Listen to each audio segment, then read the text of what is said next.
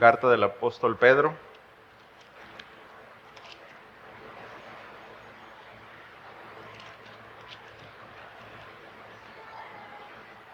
Sí, muchas gracias. Primera carta del apóstol Pedro, capítulo 1, hermanos, por favor.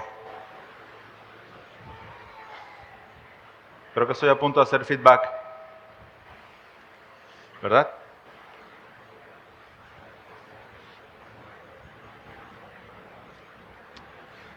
Vamos a ver un minuto en lo que regresan los papás que fueron a dejar a sus niños, en lo que llega ahí a Pedro.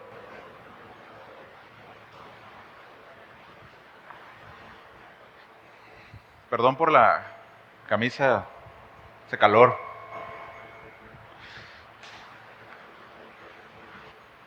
¿Ya estamos todos ahí? Ese ruidito me está haciendo perder la esperanza. El título del mensaje, por si usted anota, es La esperanza en acción. Y es parte de la serie que estamos llevando los domingos. ¿Cómo se llama la serie? ¿Recuerda? Viviendo su palabra. Muy bien. Viviendo su palabra. Ahí está mejor, ¿verdad? ¿Un poquito mejor? Poquito nada más. Bien. Bueno. No sé cuántos de ustedes están enterados, ven noticias o están así como que en su cuevita de los Cabos. Estamos prácticamente finalizando el mes de octubre, una semana más, y noviembre es un mes crucial, no solamente para nosotros o para el país vecino del norte, que saben que si Estados Unidos le da catarro, a nosotros nos da una neumonía, ¿verdad? Bien, déjenme mover el abanico.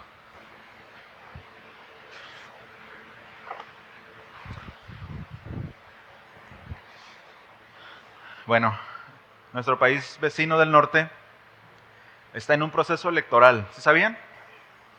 Bien, un proceso electoral donde yo pienso que es uno de los procesos electorales más importantes del siglo XXI.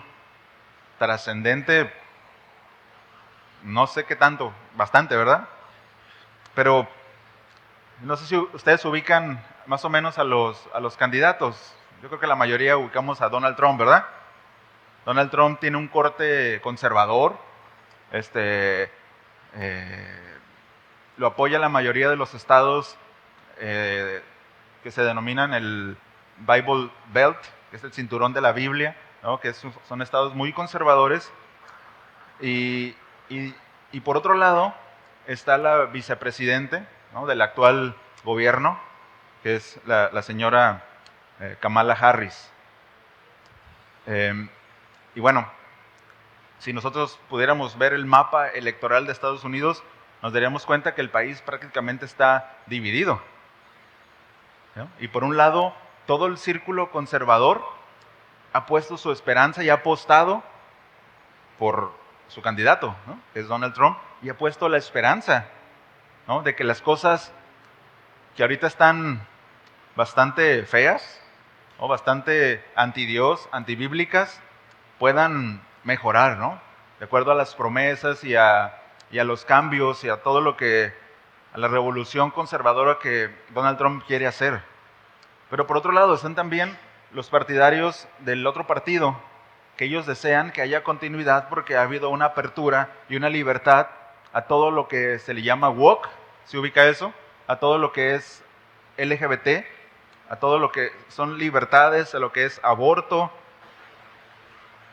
Entonces, todo ese sector de la población tiene la esperanza puesta, más otros intereses ocultos que no sabemos quiénes son, pero que aportan muchísimo dinero, en que los ciudadanos de Estados Unidos van a votar por su candidato. Entonces, de un lado, unos tienen la esperanza puesta en esto, y por otro lado, los otros tienen la esperanza puesta en esa continuidad. Cuando pasen las votaciones, la esperanza de unos, ¿qué va a pasar? Pues se va a disipar, ¿no? Se va a ir, se va a sumar, entonces van a tener que, pues, sujetarse al gobierno que quede Eso es lo que esperamos por el bien de todos, ¿verdad? Que no haya otra cosa. Pero hermanos, los que se dicen ser ganadores, al final, aunque su esperanza está puesta en ello, ¿cuántos saben que los políticos te prometen una cosa, votas por ellos y al final, oye, lo que me prometiste, ¿dónde está, no? Mucha de la esperanza que se pone en ellos, de sus propios partidarios, finalmente se disipa. Porque Jeremías 17:5, se lo leo rápido, dice, así ha dicho Jehová, maldito el varón que confía en el hombre. Entonces, desde la perspectiva bíblica, nosotros no deberíamos de poner nuestra esperanza puesta en hombres, mucho menos si esos hombres son políticos. Entonces, porque ya los conocemos. No todos, no son todos iguales, ¿verdad? Definitivamente. Entonces, esa esperanza que los partidarios que ganaron, que si vamos a continuar y esto va a seguir, les decía, para muchos solamente se convirtió en una ilusión que al final se desvaneció, porque la esperanza que el mundo ofrece siempre es efímera. Al final, es decir, no perdura. Un poquito te da alegría. Algunas veces lo he mencionado. ¿Cuántas veces usted se ha reído tanto que termina llorando? ¿Sí o no? Porque la felicidad al final, podemos tener todas las cosas que nos hacen felices y al final nos va a faltar más y no vamos a estar contentos con eso, ¿verdad? Bueno, eso es lo que el mundo ofrece, es como una neblina nada más. Y el texto que desarrollaremos hoy nos habla acerca de eso, hermanos. Acerca no de la esperanza que se desvanece, sino de un lugar donde nosotros podemos poner nuestra esperanza y que es un lugar seguro. ¿Ok? Ya está ahí en 1 de Pedro 1:13. Le dije 1, ¿verdad? Versículo 13 al 21. Yo espero no tardar tanto, así que échele ganas. Si siente que le da sueño, dése una cachetada, tiene permiso, pellizquese. A su vecino dile, te doy chance de que me des un codazo. ¿Ok? 1 de Pedro, capítulo 1, versículo 13 al 21. Vamos a estudiar nada más el versículo 13, pero vamos a leer hasta el versículo 21, ¿ok? Bien, dice así la palabra. Dice, por tanto, ceñid los lomos de vuestro entendimiento, sed sobrios y esperad por completo en la gracia que se os traerá cuando Jesucristo sea manifestado. Como hijos obedientes, no os conforméis a los deseos que antes teníais estando en vuestra ignorancia, sino como aquel que os llamó es santo, sed también vosotros santos en toda vuestra manera de vivir, porque escrito está, sed santos porque yo soy santo.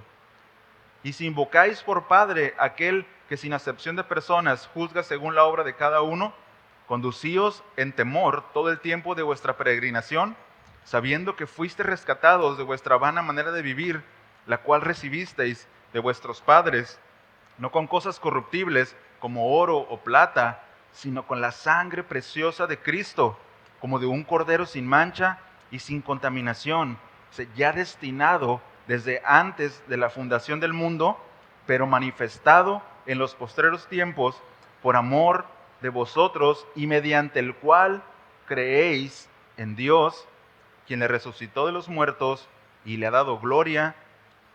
Y vea con atención la última parte, dice, para que vuestra fe y esperanza sean en Dios. ¿Me acompañan a orar? Oramos. Amado Dios, te pedimos esta tarde que tú nos ayudes, que tu Espíritu Santo, Señor, nos impulse a caminar en los mandamientos y en estas cosas, Señor, que el día de hoy estaremos estudiando, en las que tú has preparado para nosotros, esta palabra que tú nos has dejado como herencia. Señor, que podamos entender en nuestro corazón la importancia de poner nuestra esperanza en el lugar correcto, en el lugar preciso, para que no seamos como éramos antes, sin esperanza, confiando, Señor, en que tú eres fiel y que no depende de nosotros, sino que depende de tu fidelidad, Señor, y tu fidelidad es segura porque tú no mientes. Gracias por la seguridad, gracias por la fe que hemos recibido, Señor, y ayúdanos a entender y a crecer en el conocimiento de que debemos poner nuestra esperanza en ti. Muchas gracias, Señor. Muchas gracias. Amén. Volvemos al versículo 13, por favor.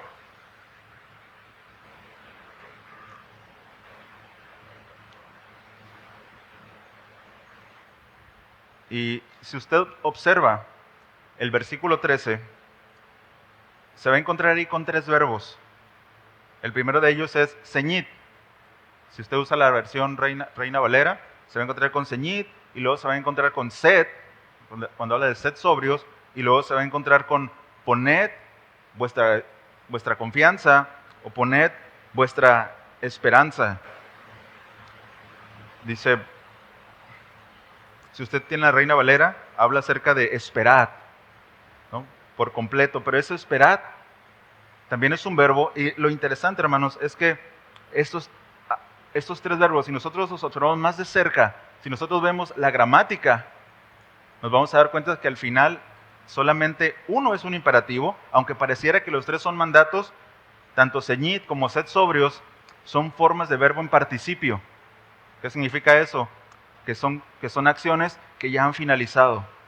Pero poned, cuando habla de poned nuestra esperanza, sí habla de un mandato, ¿sí? Habla de una acción imperativa en la que nosotros debemos obedecer. ¿Ok? Pero antes de entrar de lleno a ese mandato, siempre es importante observar más, ¿no? Más de cerca, y nos encontramos que en la primera parte del texto dice, por tanto. Y clase de gramática, esa es una conjunción. ¿Ok? Es una conexión que se hace de los versículos anteriores, y luego viene este argumento del versículo 13 para luego desarrollar los versículos que ya leímos hasta el versículo 21. No vamos a hacer todo porque pues nos tardaríamos un rato de aquí. Pero ese, por tanto, hermanos, nos dice o nos enseña que esta demanda, ¿no?, de poner nuestra esperanza viene emparejada o viene unida a las bendiciones de las que ya habló el apóstol Pedro desde el versículo 1. Vaya ya al versículo 1, por favor, del mismo capítulo 1. Tal vez me voy brincando algunos versos. Dice el versículo 1, dice el saludo del apóstol Pedro, y está hablando a los expatriados de la dispersión del Ponto, dice Galacia, Capadocia, Asia, Bitinia, dice elegidos según el previo conocimiento de Dios, Padre, por la obra santificadora del Espíritu, para obedecer a Jesucristo. Estas cosas, hermanos, que estamos leyendo, que usted está siguiendo con su vista, son bendiciones de Dios dadas a nosotros. O sea, véalo de esa manera. Dice, para obedecer a Jesucristo y ser rociados con su sangre. Y luego dice que la gracia y la paz os sean multiplicadas. Luego el versículo 3, segunda parte, dice que según su gran misericordia nos ha hecho nacer de nuevo, dice, a una esperanza viva, dice, mediante la resurrección de Jesucristo. Luego el versículo 4 dice, para obtener una herencia incorruptible, inmaculada y que no se marchitará, reservada en los cielos para nosotros, para ustedes. Luego el versículo 5 dice que sois protegidos por el poder de Dios mediante la fe para la salvación que está preparada para ser revelada en el último tiempo. Versículo 6, en lo cual dice, os regocijáis grandemente. En la Nueva Traducción Viviente dice, en lo cual se alegran de sobremanera en esa salvación que tenemos asegurada, dice que nos alegramos de sobremanera, dice, aunque ahora, por un poco de tiempo, si es necesario, seáis afligidos por diversas pruebas. Versículo 7, para que la prueba de vuestra fe, más preciosa que el oro que perece, aunque probado por fuego, sea hallada que resulta en alabanza, gloria y honor en la revelación de Jesucristo. Dice, a quien sin haberle visto, le amáis, y a quien ahora no veis, pero creéis en él, dice, y os regocijáis grandemente con gozo inefable y lleno de gloria, obteniendo como resultado de vuestra fe la salvación de vuestras almas. Se acerca de esta salvación los profetas que profetizaron de la gracia que vendría a vosotros, dice, diligentemente inquirieron e indagaron, procurando saber qué persona o tiempo indicaba el Espíritu dentro de ellos al predecir los sufrimientos de Cristo y las glorias que seguirían. Luego en el 12, dice, a ellos les fue revelado que no se servían a sí mismos, sino a vosotros. Si todo lo que a ellos les fue revelado era para servirnos a nosotros. Dicen, estas cosas que ahora os han sido anunciadas mediante los que os predicaron el Evangelio por el Espíritu Santo enviado del cielo. Si recibimos el Evangelio, recibimos la salvación que había sido profetizada, que aquellos profetas no pudieron ver, pero que los hermanos a los cuales se les está escribiendo la carta, ya habían recibido. Es decir, todas estas bendiciones, todas estas cosas que leímos, son bendiciones que esos hermanos habían recibido y estaban gozando, y nosotros también. O sea, todo esto lo tenemos como bagaje, lo tenemos como bendiciones que Dios ya nos ha dado. Es importante que nosotros podamos tener eso en mente, hermanos, todo el tiempo. Eso nos va a hacer ser agradecidos la mayor parte del tiempo. ¿Ok? Entonces, ahora sí, si usted vaya al versículo 13, dice, por tanto, tienes todas estas bendiciones, Dios te ha dado todo esto, todo lo que leímos. Dice, por tanto, ceñid los lomos de vuestro entendimiento, sed sobrios y esperad por completo en la gracia que se os traerá cuando Jesucristo sea manifestado. Y en este texto, hermanos, como les decía, tenemos estos dos participios, y estos dos participios, ceñid y sed sobrios, es una condición que se pone primero para entonces poder obedecer el imperativo. Y vamos a desarrollar un poquito esto. Vamos a ver primero ese mandato que viene ahí, que es poned nuestra esperanza. Este es un mandato, y es curioso que poner la esperanza sea un mandato bíblico, porque la esperanza no es algo que nosotros sentimos, no es algo como tangible. Por ejemplo, un mandato de no mentir, nosotros tomamos la decisión de no mentir, ¿verdad? Nosotros tomamos la decisión de ser fieles, nosotros tomamos la decisión de congregarnos, tomamos la decisión de pararnos, cantar, es decir, nosotros tomamos la decisión de obedecer los mandamientos de Dios. Pero en cuanto a la esperanza, cuando es algo que 1 Corintios 13 nos dice que es una virtud, o sea, que obtenemos esa virtud.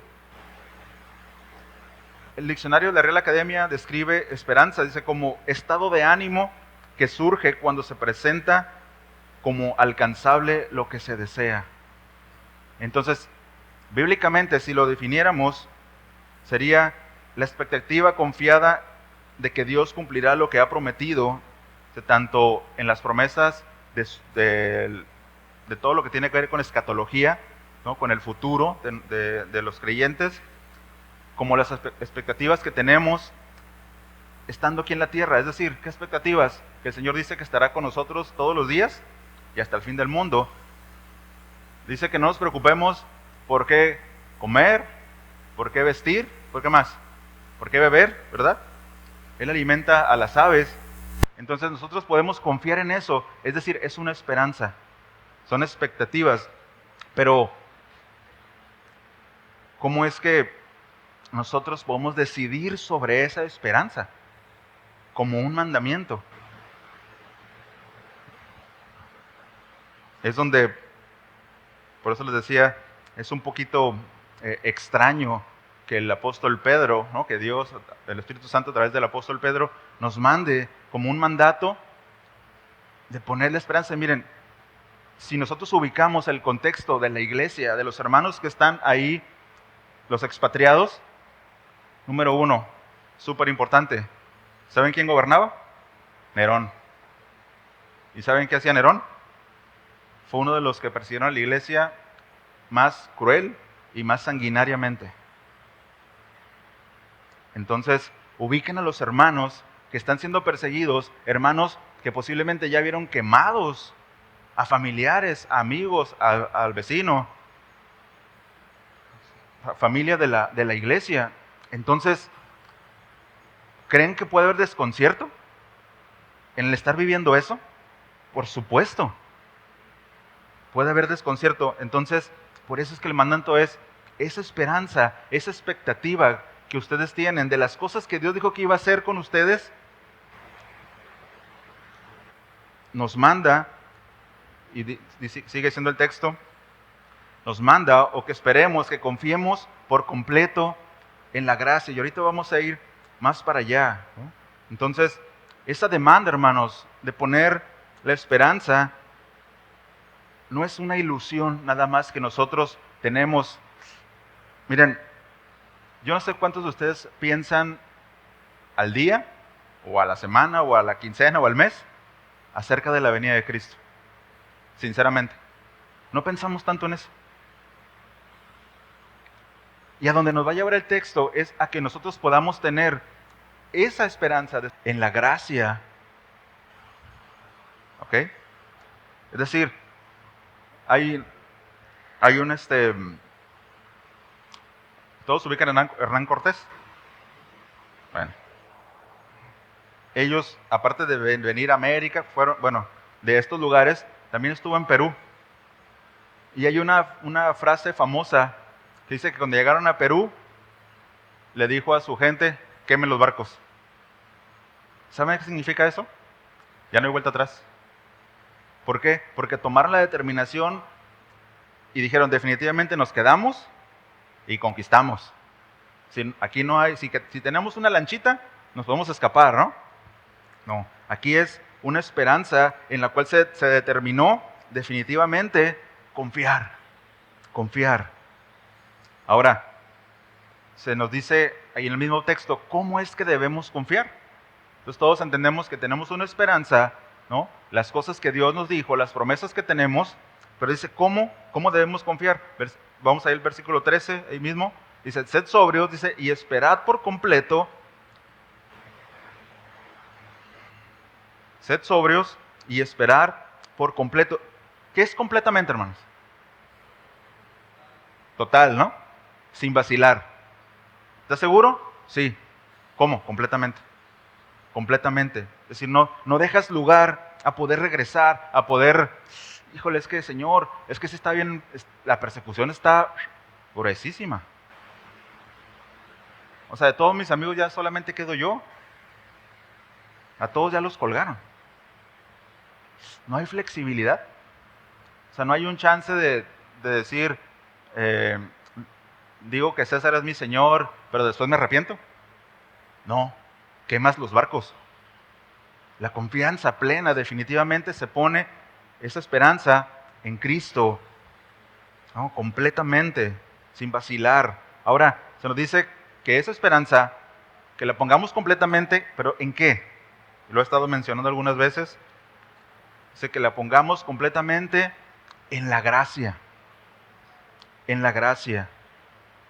En el pasado, hermanos, nosotros pusimos nuestra confianza en una salvación que es por obras.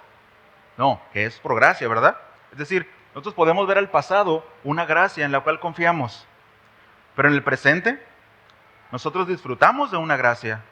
El hecho de estar aquí, el hecho de poder de levantarnos hoy, es porque disfrutamos de una gracia, pero hay una gracia futura que nos espera. Completamente en la gracia que se os traerá en la revelación de Jesucristo. Es sencillo, hermanos.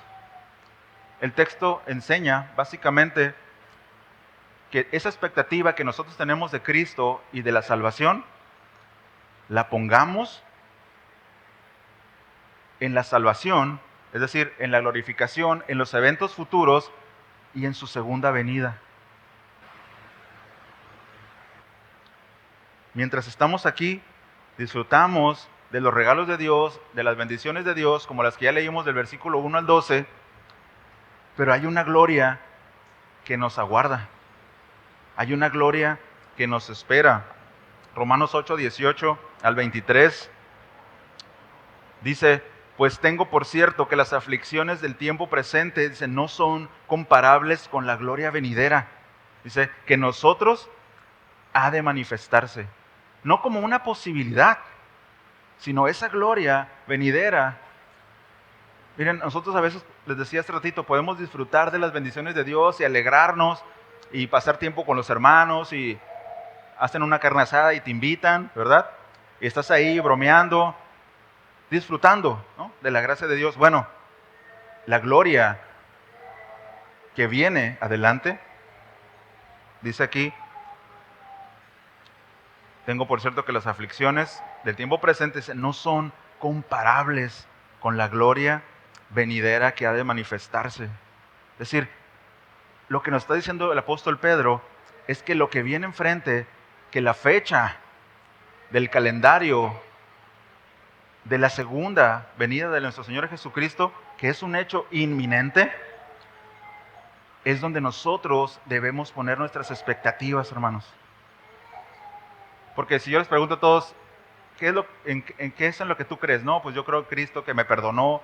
Tuvimos hoy la Santa Cena, algunos de ustedes la tomaron, se levantaron y recordaron, ¿no?, la obra de Cristo en la cruz. Recordamos que su sangre nos limpia, que tenemos el perdón de los pecados. Gozamos eso, lo sabemos que pasó, es un hecho histórico. Pero lo que viene adelante no es una ilusión, hermanos, sino es un hecho inminente que ya tiene su fecha, que solamente Dios sabe, ¿no? Jesús le dijo a los discípulos, solo está en la potestad del Padre, pero es una fecha en el calendario. Entonces, 1 Pedro 4:13, regresen a Pedro por favor, dice así, sino gozaos por cuanto sois participantes de los padecimientos de Cristo, para que también en la revelación de su gloria os gocéis con gran alegría. Hermanos, ningún padecimiento actual, cualquiera que tengas, cualquier cosa por la que estés pasando, no puede ni debe opacar la esperanza de la segunda venida del Señor. ¿Qué es lo más importante que tienes anotado en tu calendario? Algunos tenemos ahí unas vacaciones, ¿no?, que estás esperando. 2025 te estoy esperando con ansias porque voy a ir a Turquía, ¿no? Y está ahí seleccionado, ¿no? Y así, ya, confirmación y todo. O tu cumpleaños, porque eres de los que festejan a lo grande, invitas.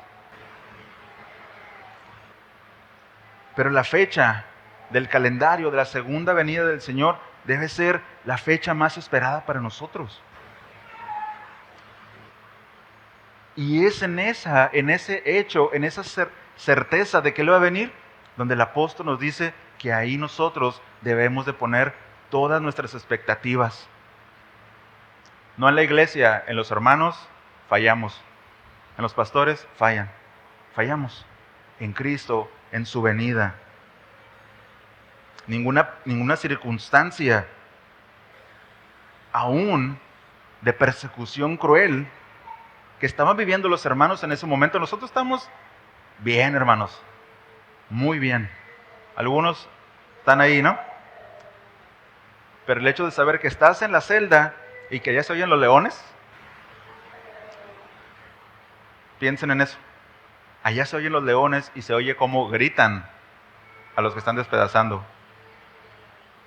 Y el apóstol Pedro dice, tú pon tu expectativa y tu esperanza en Cristo, que Él va a regresar, y en la gloria que vas a tener con Él cuando regrese. Eso va a hacer que se disipe todo dolor, que se disipe cualquier padecimiento, cualquier circunstancia. Para nosotros puede ser fácil pensar en esto, pero estando en esas circunstancias, pues como que, ay, es que sí sabes que el que está aquí a un lado de mí es el que sigue y luego sigo yo para los leones. Pues aún estando enfrente de eso, con Nerón, poniéndote la brea con la que los prendía en fuego, pon tu esperanza y tu expectativa en Cristo y en su venida.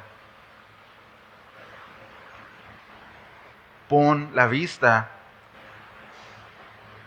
en el cielo, en las promesas.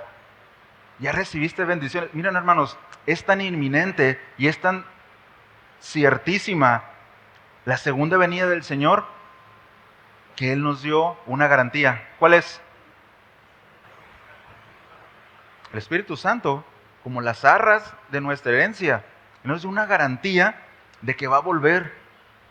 Entonces, cada vez que nosotros somos confortados, cada vez que el Espíritu Santo nos llama la atención, hey, cuidado con eso. Es un recordatorio de que es una garantía y que nos está preparando, que nos está santificando para su venida. Porque ¿cómo va a presentar una iglesia? ¿Cómo va a presentar a la iglesia del Señor Jesucristo? Una iglesia sin mancha, una iglesia pura, una iglesia vestida de lino fino. Entonces, el Señor Jesucristo y su venida debe ser donde nosotros pongamos la mira de nuestra esperanza, hermanos, de nuestras expectativas. Si nosotros lo hacemos, si nosotros oramos y estamos fervientes pidiéndole al Señor, Señor, por favor, ayúdame a no poner la vista aquí, ¿no? En lo vertical, porque desilusiona. Ponerla allá. Y lo que va pasando aquí es un trámite. Es un trámite. El mundo, hermanos, no tiene esa esperanza. Efesios 2:12. Efesios 2:12, si gusta ir ahí, por favor.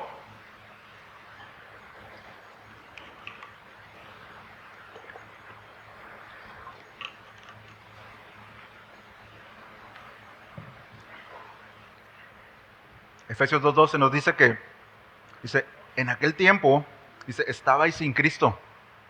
Así estábamos todos nosotros antes de conocer a Cristo. Estabais sin Cristo, vean, alejados de la ciudadanía de Israel, dice, y ajenos a los pactos de la promesa, sin esperanza y sin Dios en el mundo. Así estábamos. Proverbios 11:7 dice que cuando muere el hombre impío, perece su esperanza. Dice, y la expectación de los malos perecerá. Porque la esperanza que ofrece el mundo son solo ilusiones. Hay una obra de teatro, no sé si ustedes la han escuchado tal vez, se llama, bueno, no sé cómo, no recuerdo cómo se llama, pero el personaje, uno de los personajes se llama la oveja Lanita. Y otro de los personajes se llama el mago encantador. El asunto es que, algo así, ¿verdad? El asunto es que esta ovejita un día dijo, ya estoy cansada de ser una ovejita de redil. Ya me aburrí. Son bien aburridas las ovejitas que están aquí. Yo siento que para mí hay algo mejor. Yo creo que detrás de aquellos cerros, ¿no? Porque había unas montañas, podía haber algo mejor para mí. Entonces decidió salirse del rebaño e irse a buscar algo mejor. Fama, ¿no? Algo que no fuera tan aburrido como pertenecer a un redil. Y bueno, lo resumo, en esto se encontró con un personaje que se llama el mago encantador. El mago engañador. Y también era encantador porque resulta que este mago engañador les decía, yo veo a ti en potencial. Tú vas a ser famosa. Tú vas a tener riquezas. Tú vas a tener esto y eso. Tú vas a ser un campeón. Todo lo que sabemos que escuchamos, ¿no? Con los coaches. Y dice, pero si quieres pruebas, vamos, ¿no? A donde él estaba. Y ahí había un pavo real. Que, ¿usted se acuerda de esa obra? ¿No se acuerda? Bueno, donde este pavo real canta ahí una canción, ¿no? Y se ve todo espectacular, se ve que es una producción y es famoso y le aplaudía mucha gente y cantaba este pavo real. Pero al acabar todo ese show, hermanos, la realidad es que esas personas que habían acudido a ese mago engañador para que les diera fama, para que les diera riquezas, al final se convertían en sus esclavos. Y después del show se miraban las cadenas. Entonces la esperanza que el mundo nos da sí nos promete cosas y la gente puede llegar a desarrollar y puede ser muy rica, muy famosa, pero al final se convierte en esclavo de eso. Pero vean, la esperanza que el Señor nos promete es de libertad, es de algo mejor que lo que vivimos aquí. Cualquier cosa buena que tengas aquí es mucho mejor que eso, mucho mejor que cualquier ilusión. La cuestión, hermanos, para nosotros es cómo está nuestra expectativa en cuanto a su venida. ¿Dónde está puesta nuestra esperanza? ¿En cómo va el día a día? ¿En que si recibo las bendiciones de Dios este día y ya, pues cada día tiene su afán, ya salió? No, no es así como nos enseña el texto, sino que nuestra expectativa de aquí hasta que muramos, o ya sea que Él venga, está puesta en Él. Entonces, eso es para meditar. ¿Qué tan real es para nosotros? Y no es el tema, ¿no? ¿Qué tan real es para nosotros el hecho de que Él va a volver? Miren, hay unos videos que dan risa, pero al final es bastante triste. Porque dicen, ¿qué es aquello a lo que los cristianos le tienen miedo? Y empieza a sonar ambulancias, patrullas, tranquilo, comiéndose unas papitas, ¿no? Y se oyen balazos, metralletas, pero cuando suenan las trompetas, entonces ese cristiano del video entra en terror. ¿Por qué? Si debería ser el momento más glorioso de su vida, escuchar, ya viene Cristo. ¿Por qué no es así, no? ¿Por qué no nos levantamos cada mañana y miramos por la ventana? Yo hablo por mí, ¿ok? Si usted lo hace, nos firma la Biblia al final.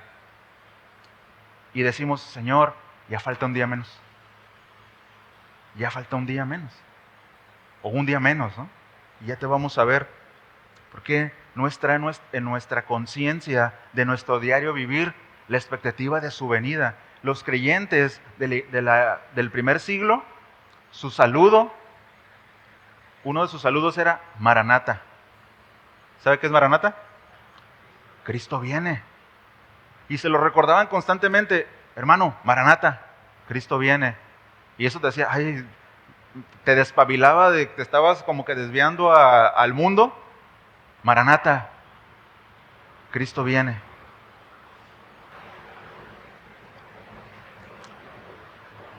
Pero se nos da ese mandato. La cuestión es que no podemos cumplirlo si no cumplimos con una condición. No podemos obedecerlo si no cumplimos con una condición. Y la condición está al principio del versículo 13, de ahí de Pedro. Si se movió, vaya ahí, por favor. Son esos dos verbos en participio que les comentaba. Y el primero es ceñirse los lomos. Ceñirse los lomos. Básicamente, ceñirse los lomos está hablando de estén preparados para pensar. Cuando se habla de ceñirse los vestidos, los hombres usaban una túnica larga, y cuando estaban cotorreando, que era una fiesta, algo así, pues traían la túnica ahí larga, pero a la hora de que, ¿sabes qué? Hay guerra, hay que correr, y hay que trabajar, agarraban las puntas, se daban vuelta, y con un cinto se las sujetaban, de manera que pudieran tener movilidad. ¿No? Entonces lo que está diciendo es que nuestros pensamientos, todas nuestras ideas, todo lo que pensamos, debemos sujetarlos. Y Efesios 6:14, no vaya allá, dice que sujetemos nuestros lomos con la verdad. Es decir, ¿a cuántos les pasa que están orando y de repente empiezas a pensar si existen los elefantes rosas, ¿no? Y cosas así, ¿no? Bueno, ceñir los lomos de tu entendimiento es sujetar todos esos pensamientos con la verdad, que es la palabra de Dios, para prepararse para pensar, para que nuestros pensamientos estén enfocados. ¿En qué? En la verdad de Dios. Es para que nosotros podamos poner nuestra confianza, nuestra esperanza en la venida de Cristo, nuestros pensamientos tienen que estar enfocados en su palabra. Porque su palabra, hermanos, te va a tener enfocado y pensando en lo que es real. Que el mundo te va a hacer que tengas muchas ilusiones. Todo va bien, no te preocupes, ¿no? Tu esposa no se ha enterado que tienes novia. Tranquilo, todo va bien. ¿No? Ese es el mundo. Y son chistes que hacen. Pero la palabra te va a tener pensando en lo que es real, en lo que es verdadero. Te mantendrá atento en que sepas lo que es hacer el bien, lo que es hacer lo correcto. Es decir, ceñir los lomos es actuar con inteligencia. Y podríamos resumirlo en lo que, como dice, en lo que dice 1 Corintios 2:16. Segunda parte dice, mas nosotros tenemos la mente de Cristo. Una mente, pensamientos ceñidos con la verdad, es una representación de la mente de Cristo, ¿no? O sea, ven, ¿no? el alcance. Contrario a la forma de pensar que teníamos antes. Usted ve, ahí está en el versículo 13 de 1 de Pedro, si usted lee el 14. Si lee el 14 dice, como hijos obedientes no os conforméis a los deseos que antes teníais estando en vuestra ignorancia. Lo contrario a tener el pensamiento ceñido, nuestras ideas enfocadas, es estar en ignorancia. ¿Ok? Es estar fuera del conocimiento de Dios. Es decir, hermanos, tener una cosmovisión bíblica. Alguien dijo, creo que fue John Piper, pensar celestialmente. Ceñir nuestros pensamientos con la palabra de Dios es ir adoptando un pensamiento de Dios. Y eso es crucial para que nosotros podamos saber dónde poner nuestra esperanza y nuestras expectativas de la salvación que tenemos ahora. Pero también dice que seamos sobrios, ¿no? Dice, sed sobrios. Y básicamente es, ten dominio propio. ¿Qué pasa con un ebrio? ¿Tiene dominio de sí mismo? Está intoxicado, ¿no? Y dice disparates. Es decir, a veces sus emociones se desbordan hacia un lado y le puede dar temor una cosa, afecta totalmente su manera de pensar, es decir, su mente está entumecida. Y aquí la cuestión es que nosotros nos cuidemos de no estar intoxicados por aquellas cosas que entumecen tu mente. El aparatito que tienes ahí en la mano, si es que lo tienes ahí o en tu bolsa de tu pantalón, eso entumece tu mente muchísimo. Chicos, eso entumece tu mente. Intoxica tu mente. De manera que que esa mente entumecida no puede estar vigilante, no puede estar alerta. Y esa es la condición que pone el apóstol Pedro para que tú puedas poner completamente, sin vacilación, la esperanza en la venida de Cristo. Tienes que tener una mente enfocada en Dios, en su palabra, no entumecida, no intoxicada, para que nuestra esperanza descanse completamente en Él. ¿Ok? Entonces, vamos a las conclusiones. Hasta aquí. ¿Vamos bien? ¿O me regreso? A ver. Bien. Acompáñenme por favor a Tito, capítulo 2, versículo 11 y 14.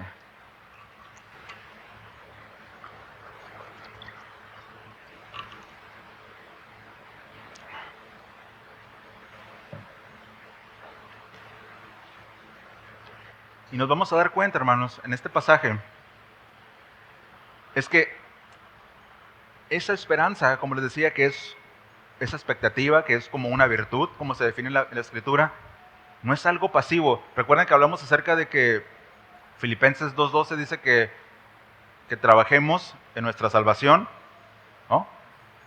Con temor y temblor, ¿verdad? Hablamos acerca de eso. Bueno, esta esperanza que está confiando en la venida de Cristo no es pasiva, tampoco. No es como, entonces, bueno, ya entendí, me voy a sentar en el techo de mi casa a esperar que Cristo venga. Es lo que hicieron los de Tesalónica, ¿recuerdan? Y se sentaban a esperar en el techo de la casa. Dicen, no, pues que Cristo va a venir. Y unos de los hermanos ya se murieron, pues ellos ya no alcanzaron. Y bueno, el apóstol Pablo les habla acerca de la esperanza y todo eso. Entonces, esta esperanza, hermanos, no es pasiva, sino es activa, produce. Ya está en el versículo 11 de Tito, capítulo 2. Dice, porque la gracia de Dios se ha manifestado para salvación a todos los hombres, dice, enseñándonos que renunciando a la impiedad, vean, cosas que tenemos que hacer, renunciando a la impiedad y a los deseos mundanos, vivamos en este siglo sobria, justa y piadosamente. Está hablándonos más o menos de lo que está hablando el apóstol Pedro. Dice, versículo 13, aguardando la esperanza bienaventurada y la manifestación gloriosa de nuestro gran Dios y Salvador Jesucristo. Es un texto muy paralelo, hasta el versículo coincide, ¿no? 14 dice, quien se dio a sí mismo por nosotros para redimirnos de toda iniquidad y purificar para sí un pueblo, pero ve al final, celoso de buenas obras. Es decir, una esperanza que aguarda en la venida del Señor Jesús, está celosa de buenas obras. No solo es pasiva, que está ahí como algo que va a venir en algún momento, no, acciona. Es decir, no solamente nuestro beneficio, porque somos los principales beneficiados en la venida de Cristo, vamos a ir con Él.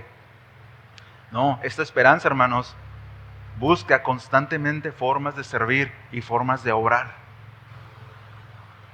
Mientras nosotros descansamos aguardando su manifestación, las buenas obras van a ser el fruto de cual ustedes van a poder tomar de los otros.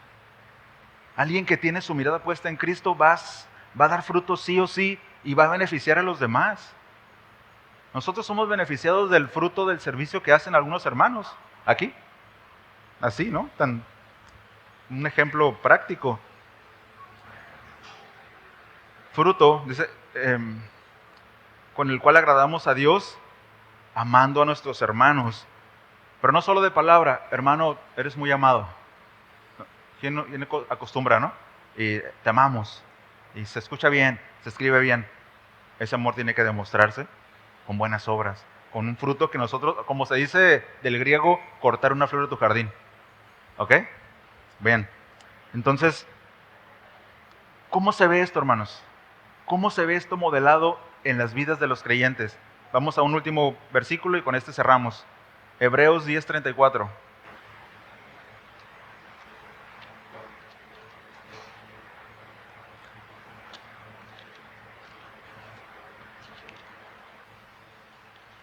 Hebreos 10:34.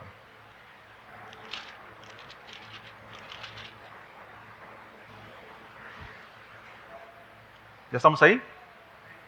Se lo voy a leer en la Nueva Traducción Viviente. Dice así, sufrieron junto con los que fueron metidos en la cárcel. Y cuando a ustedes les quitaron todos sus bienes, vean lo que dice ahí, lo aceptaron con alegría. Sabían que en el futuro les esperaban cosas mejores, que durarán para siempre. De hecho, estos hermanos hicieron algo, ¿no? Hicieron algo con aquellos que no sé si pagaron la fianza, no sé si les dijeron, si quieres que lo dejemos libres, tienes que dar todo lo que tienes. No sé exactamente cómo fue, pero vean que dice, y cuando a ustedes les quitaron todos sus bienes, es decir, ellos se despojaron de todo lo que tenían, se lo aceptaron con alegría. Y aquí vemos la esperanza, hermanos. Dice, sabían que en el futuro les esperaban cosas mejores. Es decir, ellos tenían su esperanza puesta en Cristo, en las cosas aquellas gloriosas que son mejores que cualquier cosa que podamos ver en esta tierra. Y no importó perder todo por amor a los hermanos, por amor a aquellos que habían sido metidos en la cárcel.